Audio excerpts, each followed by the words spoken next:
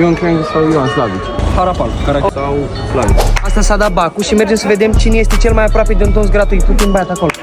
Ai dat bacul azi, nu? Da. Ce pica la subiectul 3? Ioan Creangă sau Ioan Slavici? Da? Și ce ai scris? Am scris povestea lui Harapal. Așa, ce notă crezi că e? Un 7, așa. Bun, un 7. Fii atent, am o propunere pentru tine. Zi. Dacă o să fii aproape de nota 7, adică dacă tu o să ghicești ce notă ai luat, noi de la Dumas o să-ți oferim un tuns gratuit în salonul nostru, da? Bun. O să ținem legătura și vă vorbim pe parcurs, da? Da. Hai, te pup, mersi. Ai dat bacul azi, nu? Da.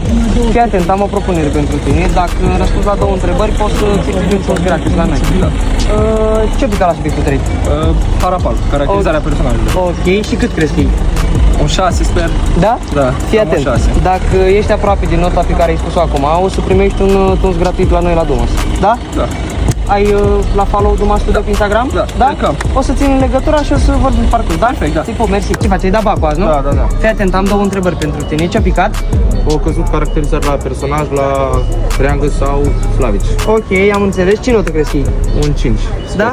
Fii atent, dacă o să fii aproape de nota pe care ai spus-o, adică dacă o să iei nota pe care ai Da, spus-o, o să primești de la noi, de la Dumas Studio, un tuns gratuit, da? Ai Dumas la follow pe Instagram? Nu știu, să vedem. Ia.